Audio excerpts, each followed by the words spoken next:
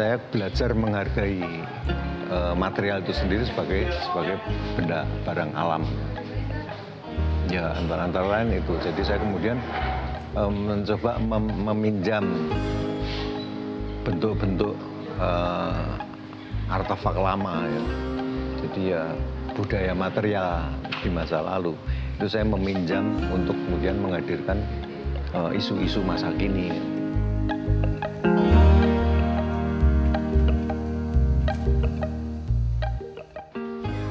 Saya sendiri asli dari Solo, artinya orang tua saya bapak dari Solo, ibu dari Solo, dan saya lahir di Solo tahun 57. Tapi saya umur 3 bulan itu kemudian ayah saya ke Jakarta, boyongan ke Jakarta, sehingga saya di Solo itu boleh dibilang cuma numpang lahir.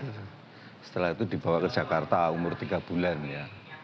Nah, bapak saya dulu adalah tentara pelajar. Jadi setelah itu kemudian dia setelah dimobilisasi, kemudian dia keluar dari ketentaraan. Nah, di Jakarta antara lain bapak saya itu kerja di hotel desain waktu itu, Hotel Duta. Saya masih bayi. Nah, kemudian tahun 60 itu bapak saya masuk ke Bea Cukai. Ya, jadi pegawai negeri ya. Sejak tahun 60 itu.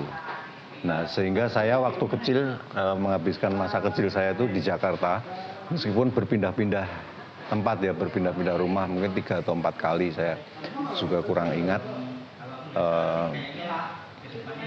Yang terakhir di Jakarta itu bapak saya pindah ya, beli tanah di luar kota ya, di pinggiran Jakarta, di Cibubur. Waktu itu masih rasanya jauh sekali dari kota, ditempuh beberapa jam ya dari kota itu ke Cibubur. Dan Cibubur itu dari jalan besar, Jalan Raya Bogor itu masuk masih kira-kira 2 atau 3 kilo, itu masih jalan tanah.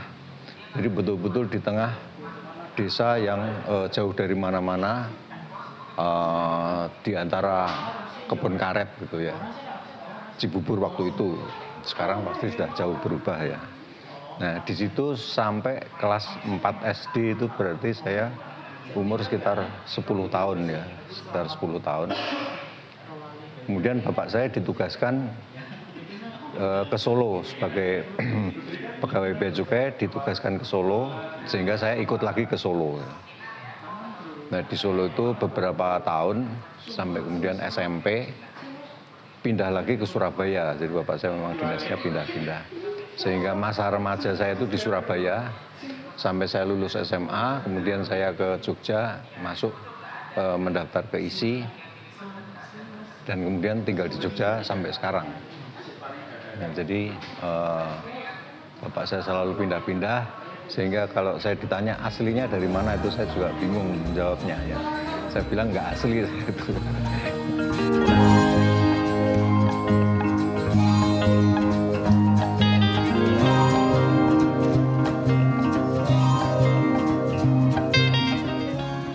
Ayah saya itu hobi melukis, punya hobi melukis dan suka dengan seni ya. Yang saya ingat itu waktu di Solo, jadi mungkin waktu di Jakarta sibuk ya, pekerjaannya sibuk, kemudian rumah juga jauh, sehingga nggak banyak aktivitas yang bisa dilakukan sebagai hobi ya bapak saya. Jadi biasanya sampai rumah udah malam cuma mendengarkan musik piringan hitam itu, lagu-lagunya lagu-lagu jazz, lagu-lagu bangsanya Sil Austin, Nat King Cole gitu-gitulah. Jadi sejak kecil saya sudah dengar lagu-lagu itu. Terus waktu pindah ke Solo, nah mungkin di Solo ini pekerjaannya agak nggak terlalu sibuk ya, sehingga kemudian dia mulai melukis. Nah, Di rumah dia melukis itu kadang-kadang saya juga melihat gitu, pengen ngelukis, terus sama bapak saya dikasih juga kanvas kecil gitu, suruh ikut melukis. Nah saya kira disitulah saya kesenangan saya pada seni mulai tumbuh di situ ya. Dan bapak saya juga punya perhatian yang besar pada seni dan kebudayaan ya. Waktu di Solo itu juga pernah bapak saya mendirikan satu yayasan, yaitu Yayasan Seni Budaya Indonesia, YASBI itu, yang kegiatannya banyak mengangkat seni-seni pertunjukan tradisional, jadi tari, karawitan itu. Dan setahu saya yayasan itu punya peran yang signifikan ya di dalam pengembangan seni tradisional di Solo waktu itu tahun 60-70-an. Karena waktu itu ya bapak saya sudah di Jakarta cukup lama, ketika kembali ke Solo dia melihat bahwa seni tradisional itu terancamlah keberadaannya ya. Jadi saya pikir itu juga dampak politik juga ya waktu itu kan setelah PKI itu ya, sehingga kesenian tradisional itu yang dulu sangat erat berkaitan dengan lekra. Nah banyak orang yang kemudian seperti trauma menjauhi seni tradisi itu. Nah di situ bapak saya merasa prihatin bahwa seni tradisi itu terancam keberadaannya, lah kemudian dia menggiatkan itu. Ya antara lain anak-anaknya semua disuruh belajar menari, termasuk saya juga dulu penari waktu kecil, tari Jawa ya. Nah, dari 5 orang anaknya waktu itu ya, dari 5 orang anaknya itu 3 laki-laki itu yang 2 nggak bisa menari semua, udah belajarnya bareng tapi jelek semua, yang bagus cuma saya. Nah saya terus jadi menari sampai SMA saya menari. Terus yang perempuan-perempuan pasti menari. Nah jadi bapak saya waktu itu tiba-tiba terus jadi sangat sovinistik gitu sama seni tradisi itu, betul-betul fanatik gitu ya. Dulunya setahu saya itu dia kalau nyetel itu ya itu tadi jazz, Louis Armstrong apa gitu. Tapi waktu di Solo itu dia hanya nyetel karawitan, kelenengan, wayang kulit dan sebagainya. Kita nyanyi-nyanyi lagu barat pun dimarahin gitu ya. Jadi harus belajar menari, belajar gamelan dan sebagainya. Nah, jadi memang perhatiannya pada seni itu cukup besar. Mungkin di situ juga saya terpupuk ya perhatian saya pada kesenian itu di situ. Nah kemudian di SMA itu baru saya mulai perhatian saya pada seni itu terasanya makin besar. Jadi waktu di SMA di Surabaya itu sebenarnya cita-cita saya kan masuk arsitek ya, menjadi arsitek. Karena menurut saya itu arsitek sangat menarik ya, menciptakan bentuk-bentuk yang menurut saya luar biasa ya. Sehingga saya memaksa untuk masuk ke SMA-nya di IPA. Karena keinginan saya masuk arsitek itu. Tapi ya tiba-tiba waktu SMA sudah kelas 3 mungkin ya, saya datang ke Jogja karena kakak saya sudah kuliah di sini. Saya diajak main-main sama teman, main ke Asri waktu itu. Dan saya benar-benar lihat di Asri itu, wah ya ini namanya yang saya pengen itu ini. Pertama memang patung ya, saya lihat patung. Nah ini kan, dan kebetulan saya di SMA itu nilai ilmu pasti saya itu jelek. Saya maksa masuk ilmu pasti karena pengen ke arsitek. Tapi nilai-nilai pasti saya itu rata-rata jelek semua gitu. Nah waktu saya lihat studio patung di Asri itu, saya pikir oh ya ini ya arsitek yang tanpa ilmu pasti kan ini ya. Nah akhirnya saya pindah haluan lah, saya ke Asri aja deh, mau belajar patung. Ya pasti ya seperti teman-teman yang lain yang masuk Asri itu awalnya ditentang ya sama orang tua. terutama bapak saya itu, kamu ngapain kalau cuman patung aja, kalau mau belajar ya nanti bisa kursus atau belajar sama pematung siapa itu, seniman siapa kan bisa, tapi untuk karir kamu harus kuliah yang beneran gitu kan, kuliah tenan gitu. Wah, saya juga ya mau ngeyel nggak berani juga sama bapak saya. Tapi yang luar biasa adalah ibu saya. Ibu saya yang bisa memahami saya dan kemudian mendorong, ya wes kalau memang niatmu itu ya terserah. Bahkan mungkin juga diskusi bapak sama ibu saya berantem atau gimana, ibu bilang kalau cuman kursus itu kan cuman nanti jadi tukang bikin patung. Jadi dia itu pengennya belajar betul-betul seni itu sebagai ilmu gitu kan. Ibu saya itu juga orang terpelajar ya, jadi ya wawasannya juga mungkin luas. Gitu. Akhirnya dibolehkan. Ya, jadi salah satu faktor yang mendorong saya kepada jalan hidup saya yang sekarang ya ibu saya.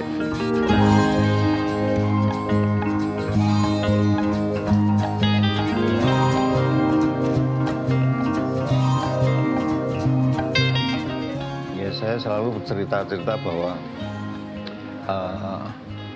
dan banyak kita baca ya bahwa sistem pengajaran di ASRI di awal-awal itu 70-an itu saya pikir masih awal juga lah.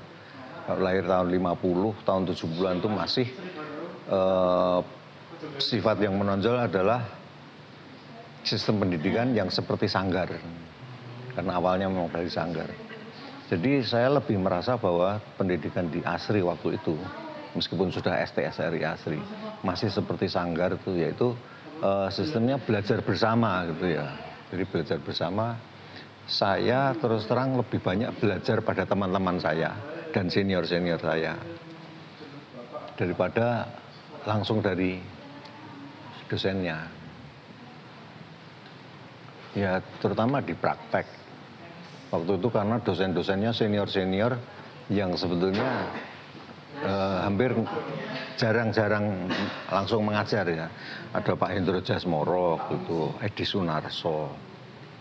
Itu jarang betul-betul mengajar, mungkin mereka juga sibuk. Terutama Pak Edi Sunarso itu sibuk lebih banyak di Jakarta daripada di Jogja. Jadi yang mengajar asisten-asistennya. Ada Pak Mon Mujiman, Pak Sarpomo, Pak Martono. Dan juga mereka sistemnya nggak terlalu banyak mengajar langsung ya. Mereka kasih tugasnya ini, ya udah ditinggal nanti di absen gitu. Nah ini kalau saya pribadi ya, pengalaman saya pribadi, saya lebih banyak belajar dari teman-teman saya yang waktu itu lulusan sesri, yang secara teknis mereka sudah terampil ya, sudah bisa.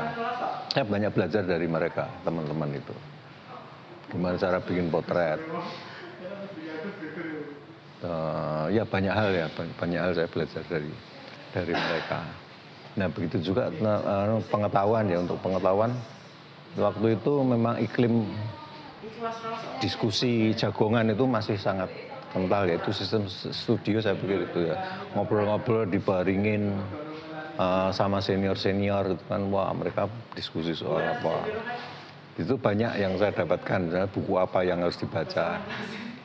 Dan karena waktu itu ya buku juga nggak banyak ya di perpustakaan, sehingga ya seperti ada beberapa buku yang wajib dibaca ya. Pokoknya kudu buku ini kudu ngerti. Ya, jadi sistemnya seperti itu. Ya saya pikir-pikir ya kayak itu berarti yang memang dibilang seperti sistem sanggar.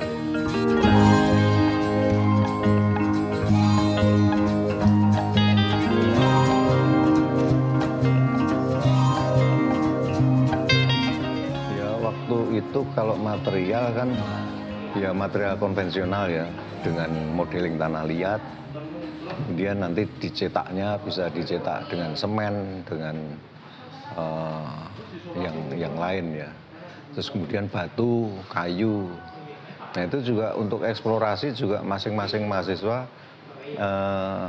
ini sendiri ya, inisiatif sendiri untuk bereksplorasi.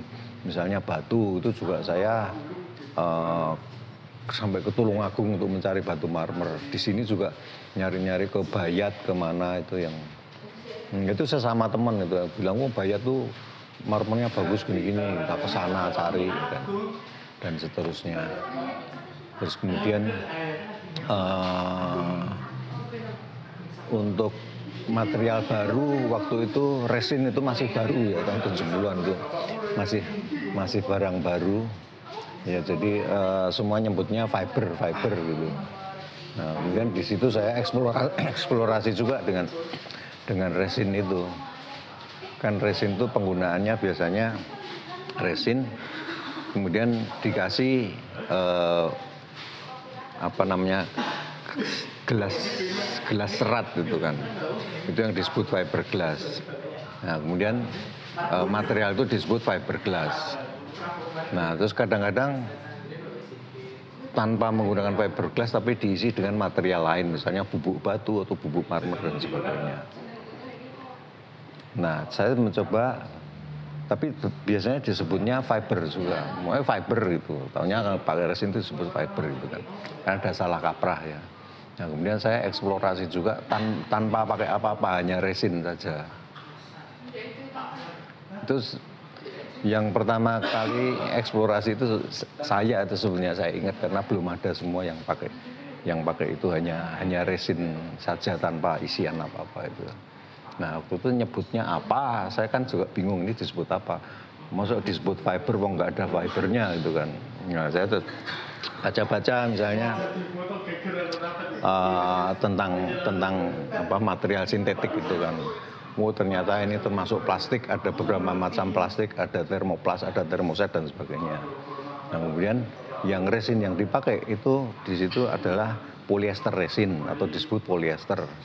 Ya kemudian saya menyebutnya polyester. Waktu pameran karya saya dengan polyester itu saya tulis bahan polyester.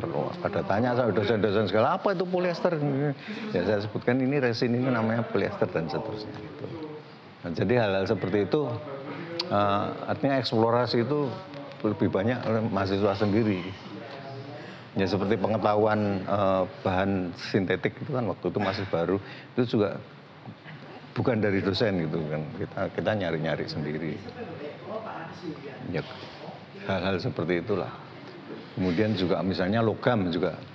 Ya kebetulan waktu itu saya pernah diajar logam juga, karena waktu itu di Asri Pak Momon waktu itu mendapat pesanan dari seorang pematung di Padang sana untuk bikin perunggu potret. Nah itu kemudian digunakan untuk praktek bersama mahasiswa.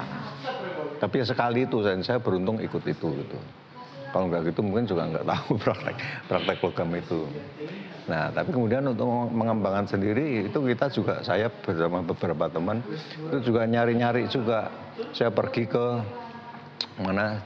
daerah Godean itu yang bikin kelonthong sapi itu. Saya di sana dieksplor gimana sih bisa nggak ini kalau bikin patung dengan teknik ini gitu kan. Kalau tekniknya sangat sederhana, agak primitif tuh, pakai lempung itu tanah liat itu. Tapi juga ada saya beberapa itu hasilnya meskipun nggak terlalu bagus, tapi itu hasil eksplorasi sendiri. Jadi seperti itulah. Kita juga sampai ke Jawa Timur ya, ke Mojokerto untuk lihat gimana sih pengeksporan. Ya itu yang saya bilang sistem sanggar sebenarnya ya. Jadi mahasiswa itu memang mau nggak mau ya harus aktif, punya inisiatif sendiri untuk mengeksplor.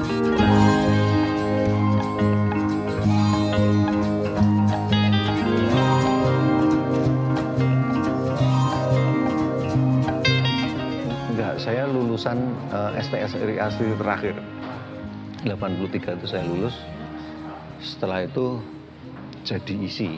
Jadi setelah saya lulus, saya lulusan terakhir. Kalau saya lebih ke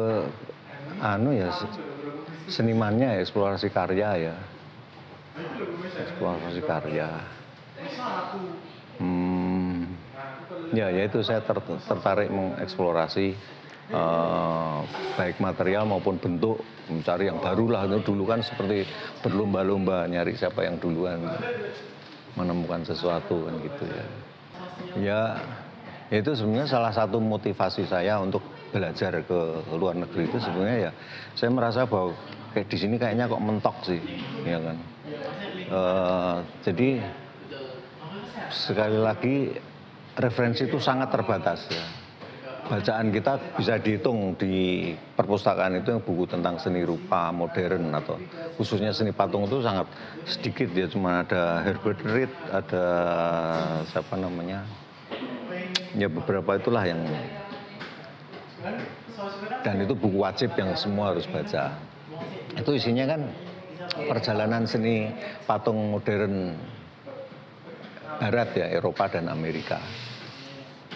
Nah, mau tidak mau apa yang ada di dalam kepala kita itu ya itu gitu. Sehingga pengaruhnya ya sangat besar, kita nggak bisa lepas dari itu, dari Rodin, Brancusi, terus misalnya siapa, Giacometti, Henry Moore ya, referensinya itu. Nah, upaya yang dilakukan oleh teman-teman termasuk saya itu adalah selalu mencari pembeda dari apa yang ada di buku itu gitu kan. Tapi ya karena itu sudah begitu mendarah daging ya, sejarah seni rupa, sejarah seni patung modern itu, sehingga ya seperti saya itu kemudian berusaha misalnya memasukkan unsur-unsur lokal ke dalam bentuk yang sebenarnya bentuk modernis gitu ya. Jadi ada beberapa karya saya yang bentuk abstrak modernis, tapi kemudian ada elemen tradisinya misalnya kayak gitu ya. Itu juga saya kira yang banyak dilakukan oleh teman-teman pada zaman itu.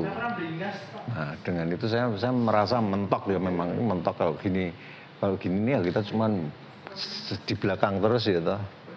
Di belakang terus karena kita memang ikuti.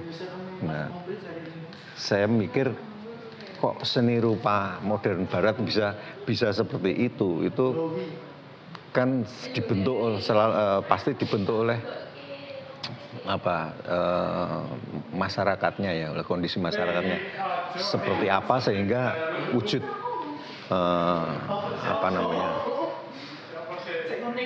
material culture-nya jadi seperti itu. Nah, sedangkan kita kalau memang kita mau mencari yang hasil yang sesungguhnya dari masyarakat kita sendiri kan tentunya nggak akan seperti itu, wong beda ya kan. Nah, itulah kemudian saya pengen belajar keluar untuk sebetulnya memahami gimana sih sebetulnya latar belakang masyarakat seperti apa sih yang menghasilkan bentuk-bentuk patung seperti ini, budaya material seperti ini tuh. Latar belakangnya kayak apa, terutama itu yang sebenarnya bagi saya penting banget gitu.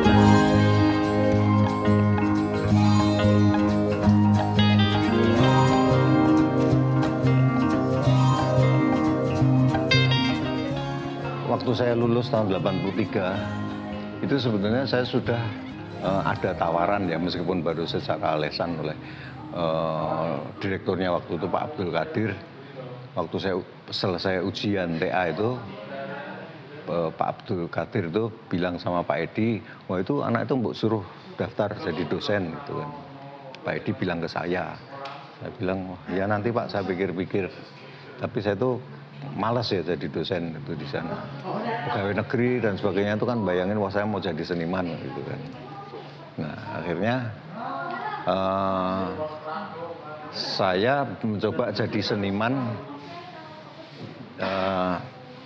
Ya setengah wira swasta gitulah. Jadi saya ngerjain proyek-proyek kecil-kecilan tentunya, proyek sampai ke Tulungagung, ke Surabaya dan sebagainya bersama teman saya itu Bambang Adi Prawono, teman seangkatan saya. Mengerjakan beberapa proyek, tapi ya ternyata setengah mati itu. Hasilnya dengan kerjanya itu nggak sesuai dan itu juga nggak memuaskan kan, karena memang bikin karya-karya pesanan wah gini saya gimana mau berkarya untuk karya saya sendiri kan gitu. Kira-kira setahun. Nah kemudian Asri jadi isi Nah, saya masih di luar ini, saya masih melanglang buana di sekitar sini. Jadi isi dengan rektornya Pak Bud Muhtar. Nah itu yang saya dengar, Pak Bud Muhtar itu mendorong dosen-dosen terutama yang muda-muda untuk sekolah ke luar negeri. Nah antara lain ada beasiswa Fulbright itu. Kemudian saya mendaftarlah jadi dosen bersama-sama dengan Pak Wardi. Nah jadi motivasi saya menjadi dosen itu antara lain salah satunya adalah itu pengen dapat beasiswa Fulbright itu, karena Pak Bud itu juga salah satu komite di Fulbright, dia punya peran yang besar. Daftarlah saya ke ISI jadi dosen. Tahun 85 saya diterima masuk jadi dosen.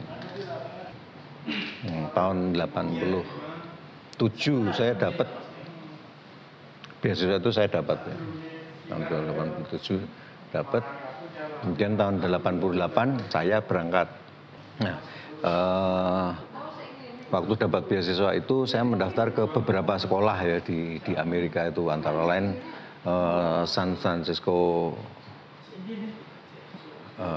SFAI, San Francisco Art Institute, San Francisco Art Institute. Kemudian satu lagi di saya lupa, di UC Berkeley atau apa itu, di California semua. Terus yang satu lagi di New York, di Pratt Institute di New York itu. Tapi saya sebenarnya waktu itu membayangkan makanya lebih enak di California ya. Udaranya juga nggak terlalu dingin, dan setahu saya waktu itu kayaknya mungkin banyak nonton film Hollywood itu ya, jadi California itu asik gitu ya. Kalau New York itu kan kesannya wah serem gitu ya. Nah, tapi kemudian ternyata yang menerima saya itu yang pertama justru yang New York ini, Pratt Institute. Ya udahlah saya ke New York. Ya itu akhirnya saya ke Pratt Institute di New York. Tahun 88 mulai kuliah.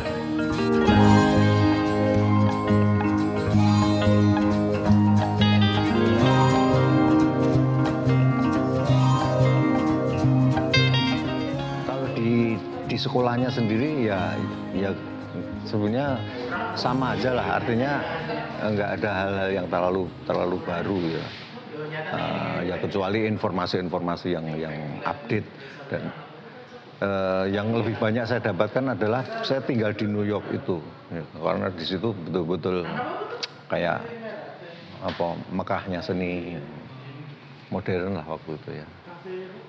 Galeri ada di mana-mana, setiap hari bisa lihat pameran. Terus kemudian ada event-event. Dan juga pergaulan di antara teman-teman itu yang banyak saya dapatkan untuk memahami sebetulnya gimana sih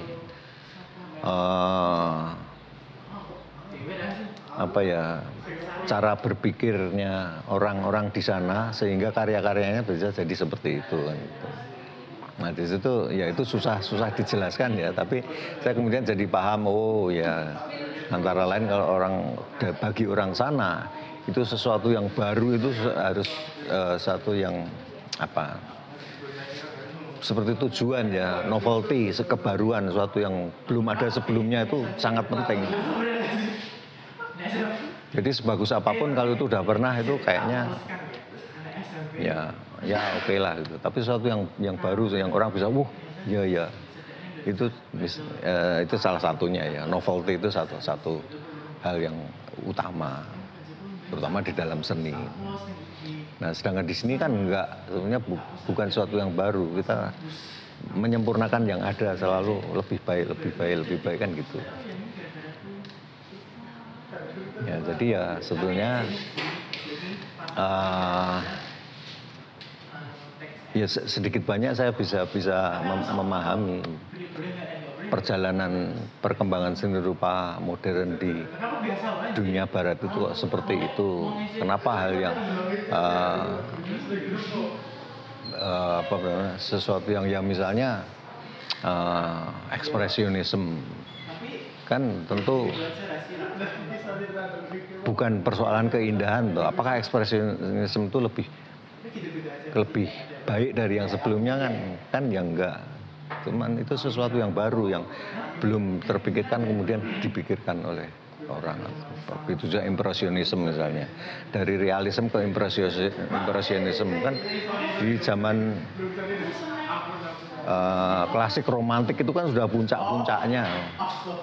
Terus kemudian jadi impresionisme, malah jadi jelek dalam tanda kutip kan.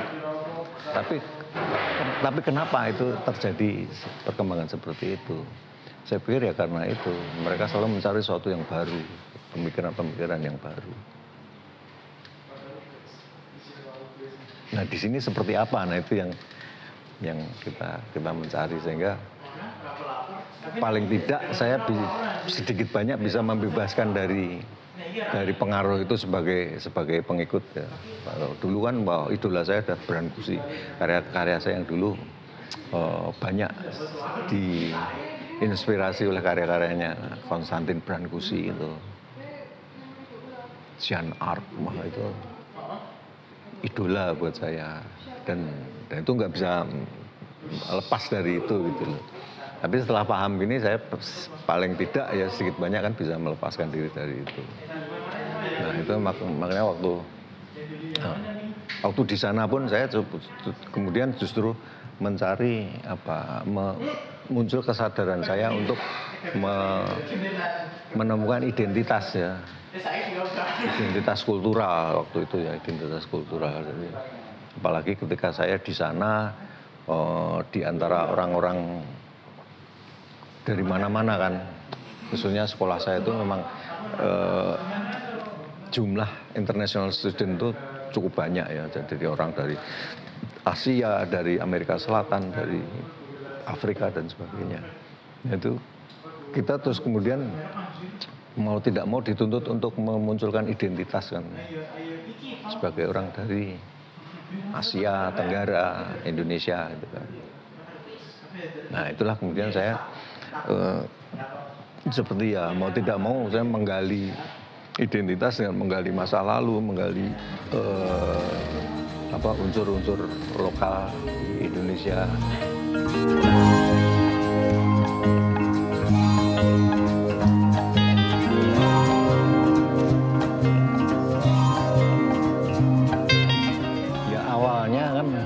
Saya ketemu dengan karya-karya yang selama ini cuma saya lihat di buku itu kayak luar biasa toh. Saya bisa sampai ke sana, bisa ngelihat dengan mata kepala sendiri karya-karyanya Barbara Hepworth, karya-karyanya Isamu Noguchi, macam wah rasanya kayak tidak tergambarkan dengan kata-kata.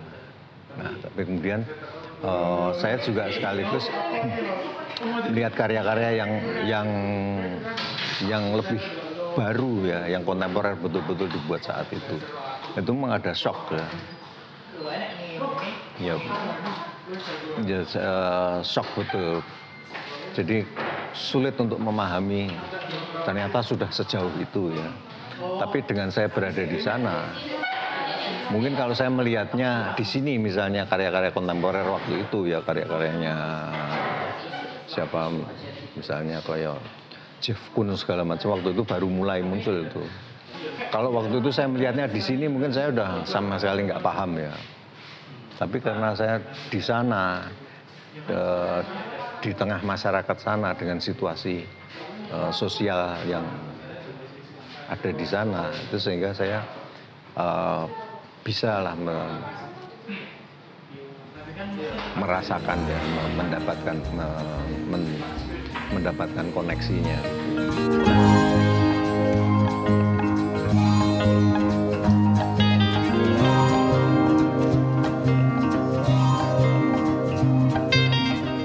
Saya kira intinya itu tadi. Jadi saya waktu berangkat ke sana itu sudah niat saya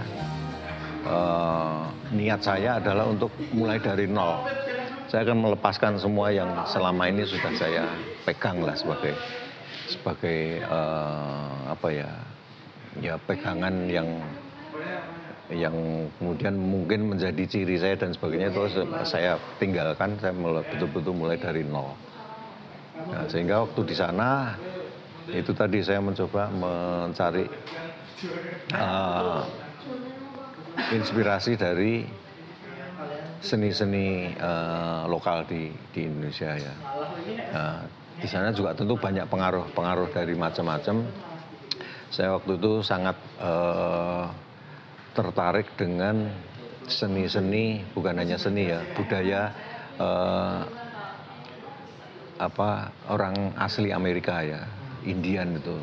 Saya banyak baca-baca buku-buku Indian, novel-novel, maupun di perpustakaan saya lihat buku-buku tentang Indian itu yang saya sangat tertarik, dan saya melihat banyak kesamaannya sebetulnya dengan kita di sini.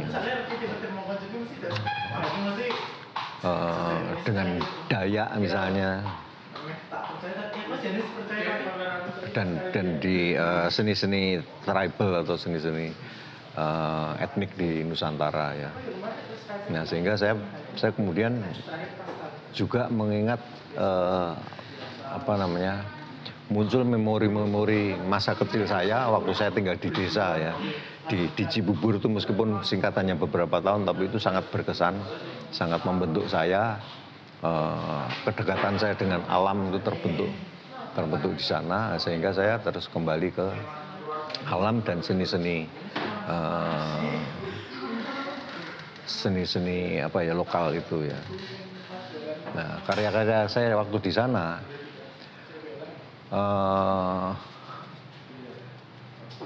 ya awalnya adalah persoalan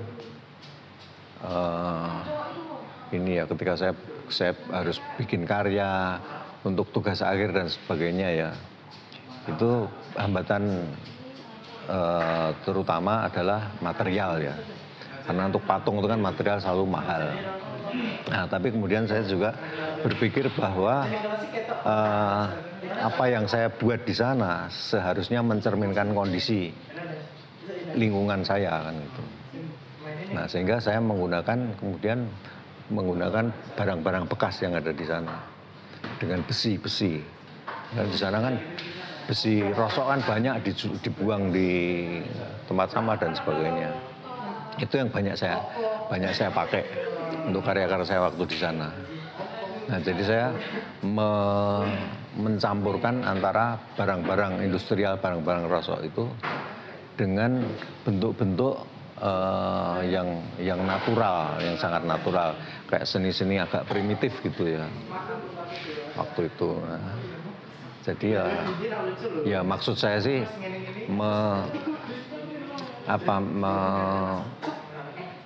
membangun paradoks itu ya, antara di satu sisi material yang industrial, yang sangat industrial, urban gitu, tapi dengan bentuk-bentuk yang kemudian natural, primitif gitu ya.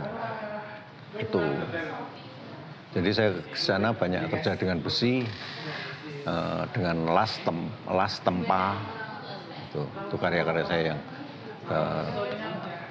TA-nya di sana kayak gitu ya. Nah, terus kemudian waktu pulang, nah di situ terjadi shock lagi ya. Terjadi shock lagi di mana kondisinya sangat berbeda. Tentu begitu pulang di sini saya kan inginnya ya melanjutkan apa yang saya kerjakan di sana.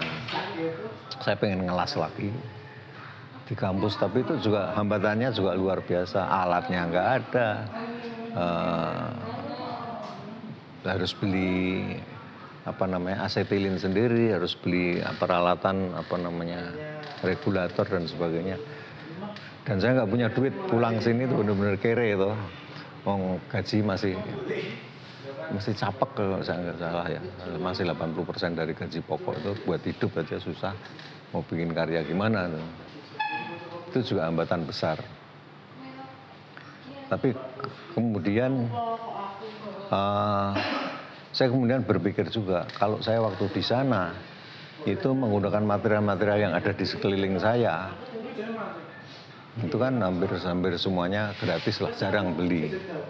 Kenapa saya di sini nggak menggunakan material yang juga ada di sekeliling saya gitu kan?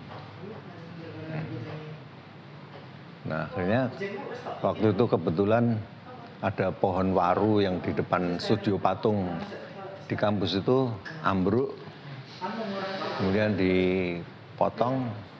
Nah itu kayunya saya minta. Saya bikin jadi karya. Nah itu karya saya pertama di Indonesia sepulang dari itu. The Journey yang perahu ada duri-durinya itu karya saya yang pertama waktu saya pulang dari Amerika. Ya akhirnya terus ya rasanya oh benar juga ini lebih nyambung gitu ya, lebih bisa bicara karena itu betul-betul berasal dari situasi kondisi di sekeliling saya.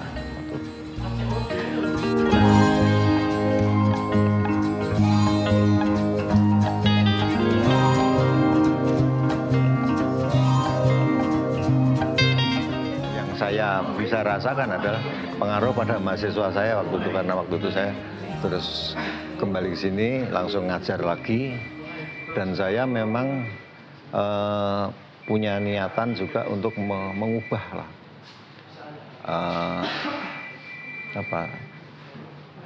metode pengajaran ya, metode pembelajaran yang dulunya sangat studio itu menjadi sesuatu yang lebih akademik lah.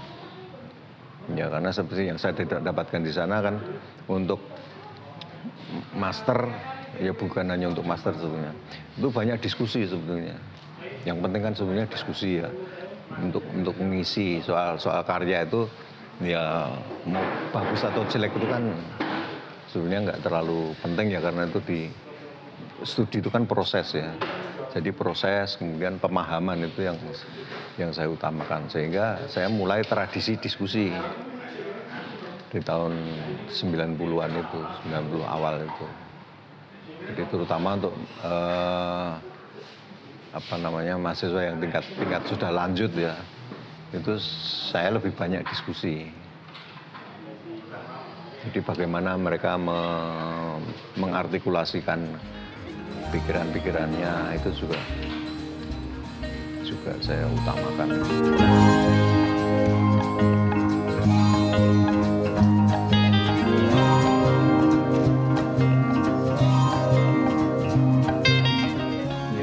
Ketika saya ketemu sama kayu itu, kemudian saya kan mulai tertarik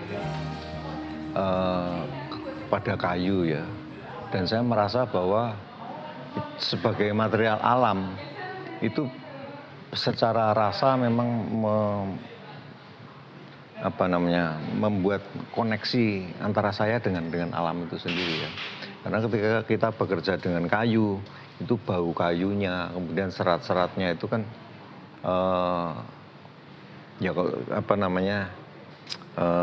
serat-serat kayu itu kan menunjukkan umurnya ya, misalnya seperti itu. Jadi kita bisa melihat seperti kita melihat sejarahnya kayu itu dan seterusnya. Dan itu saya pikir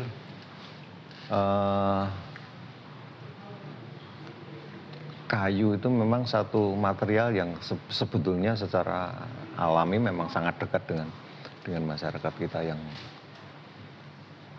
seperti ini ya, agraris di tropis dan sebagainya. Ya jadi saya merasa kedekatan itu. Nah kemudian saya mulai melihat juga barang-barang kayu yang buatan zaman dulu ya, yang ada di sini, yaitu totem-totem kayak Kalimantan, kemudian sampai barang-barang ya, ada lesung, ada kentongan, rumah gebyok dan sebagainya. Itu begitu saya melihat itu ada satu rasa ya, satu getaran yang luar biasa saya rasakan, yang betul-betul menunjukkan intimasi ya, keintiman antara orang yang membuat itu dengan material itu sendiri, dengan alam gitu kan.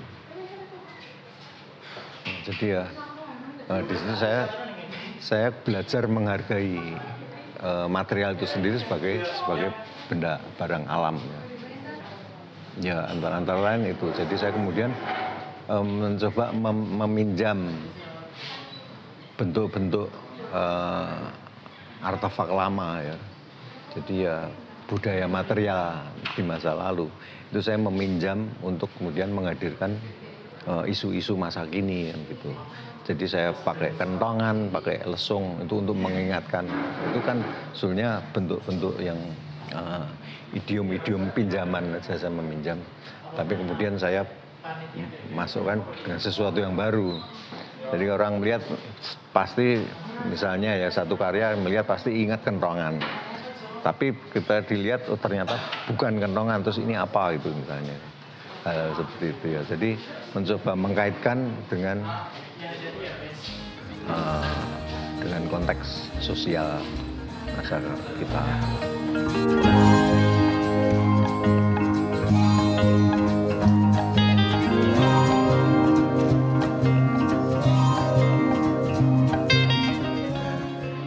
Kalau saya sih sebetulnya pemikiran saya bahwa di dalam domain seni rupa ya, seni patung itu sebenarnya agak spesifik ya dibanding dengan seni-seni yang lain. Karena seni patung itu erat hubungannya dengan publik, seni publik. Kemudian banyak kolaborasi dengan arsitektur misalnya. Sehingga sebagai sebuah profesi itu penting untuk menjalin kolaborasi-kolaborasi itu.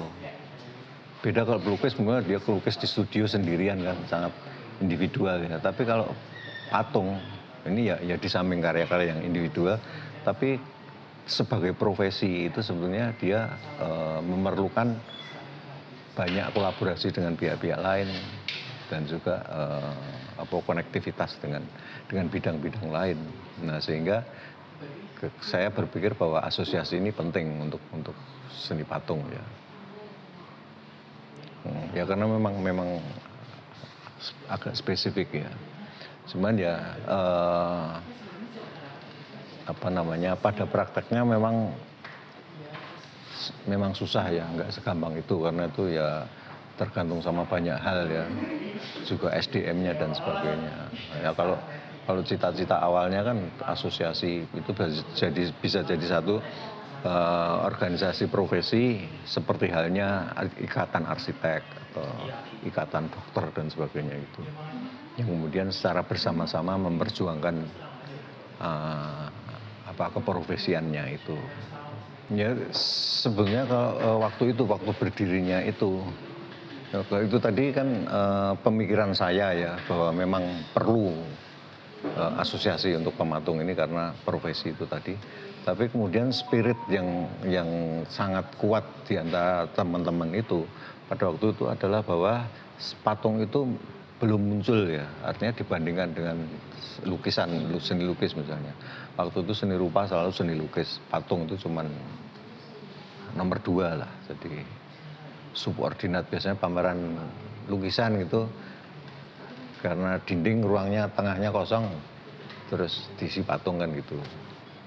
Dan juga seperti kolektor itu juga masih susah ya untuk jarang lah yang mengoleksi karya patung. Jadi patung itu masih jauh kalah lah dengan seni lukis, terutama frekuensi pamerannya dan sebagainya. Itu salah satu faktor yang kemudian menggerakkan para pematung ini untuk bersatu dan mengangkat seni patung. Dan itu saya kira setelah sekian tahun ya hasilnya kelihatan gitu ya. Hasilnya kelihatan, patung lebih dilihat oleh orang sebagai sebuah karya seni yang patut diapresiasi.